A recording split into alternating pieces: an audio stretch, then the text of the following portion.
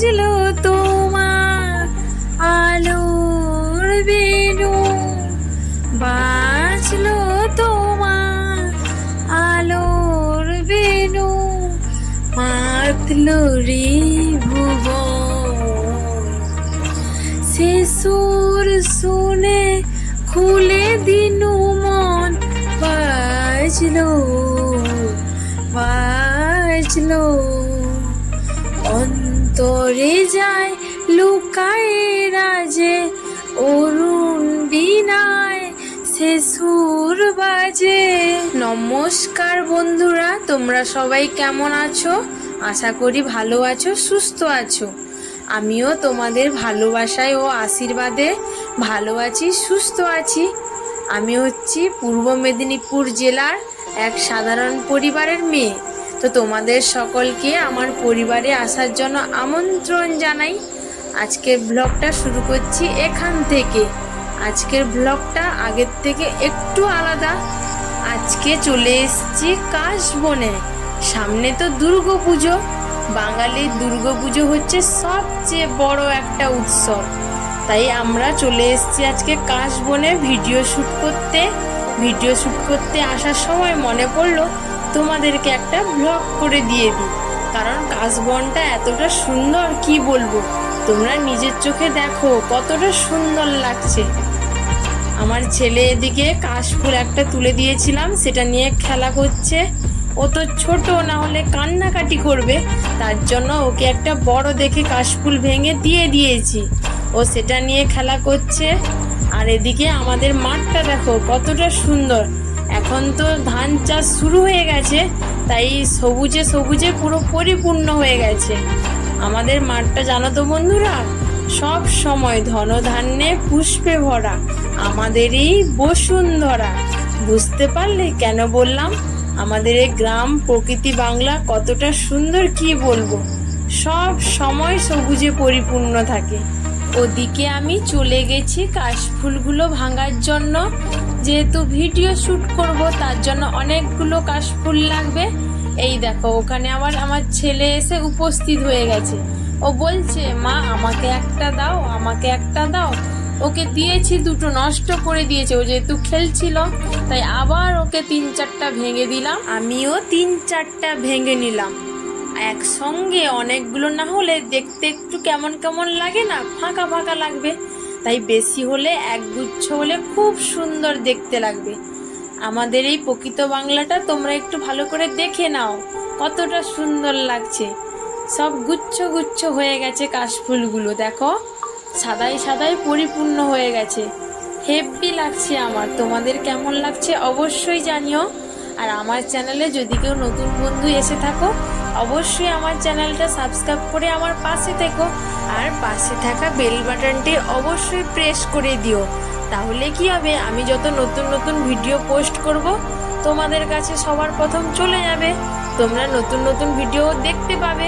এই কাশবনটা হচ্ছে আমার বাড়ির থেকে একটু দূরে, ধরো 10 মিনিটের রাস্তা। আমি এই কাশবনের পাশে আছে আমাদের মেন রোড। মেন রোড দিয়ে যেতে যেতে দেখতে পেলাম এই কাশবনটা। তখন থেকেই আমার মাথায় ঘুরছিল কবে আসবো এই কাশবনে একটা ভিডিও শ্যুট করতে।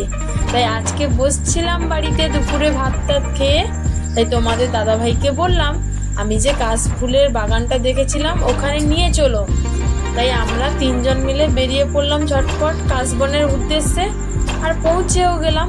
পৌঁছেই তোমাদের সঙ্গে কথা বলছি। কাশবনে এসে আমি যতটা না খুশি হয়েছি, তার থেকে দ্বিগুণ খুশি হয়েছে আমার সোনা বাবা। ও কাশফুল নিয়ে কতটা খুশি হয়েছে দেখো একবার, কত সুন্দর খেলা করছে। ও সেখানে খেলা করছে আর আমি ভিডিও বানাচ্ছি, না হলে ও তো আমাকে ভিডিও বানাতে দিতই না। যাই হোক, কাশফুলটা ভেঙে দিয়েছিলাম ওকে আগে। আমাদের এই গ্রামের পরিবেশটা তোমাদের কাছে কেমন লেগেছে অবশ্যই জানিও কমেন্ট করে। কাশফুল আর এই মেঘের রংটা দেখে আমার মহালয়ার কথা খুব মনে পড়ছে। দিন গুনছি কবে যে মহালয়া আসবে, সেই ভোর 5টায় উঠে দেখব। যতই বাড়ির কাজ থাকুক না কেন, ভোর 5টায় উঠে তো মহালয়া দেখতে হবে। বছরে একদিনই আসে মহালয়া দেখার দিন। ভোর 5টার সময় উঠে বাড়ির সবাইকে জাগিয়ে তুলে সেই একসঙ্গে বসে মহালয়া দেখাটা কতটা আনন্দ।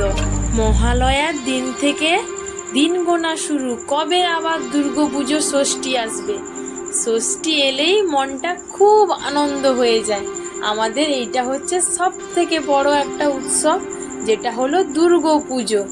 কাশবন আর মেঘটা দেখেছো কতটা সুন্দর ভিউ আসছে। আকাশে বাতাসে বইছে শুধু মায়ের নাম, কবে আসবে পুজো দিন গুনছি তার, কবে আসবে পুজো দিন গুনছি তার। আকাশে বাতাসে কি রং লাগিল, দিন গুনছি আবার, কবে আসবে পুজো। তোমাদের সঙ্গে কথা বলতে বলতে আমি কোথায় যে হারিয়ে গেছি। ওদিকে দেখো সন্ধে হয়ে এসছে, আমি একদমই টের পাইনি। কি বলতো, তোমাদের সঙ্গে কথা বলতে বলতে আমি পুরো হারিয়ে গেছি। ওদিকে আমার ছেলে বসে বসে খেলাই করছে, ওর কোনো আর কথাই বলছে না। ও যেহেতু কাশফুলটা পেয়ে গেছে।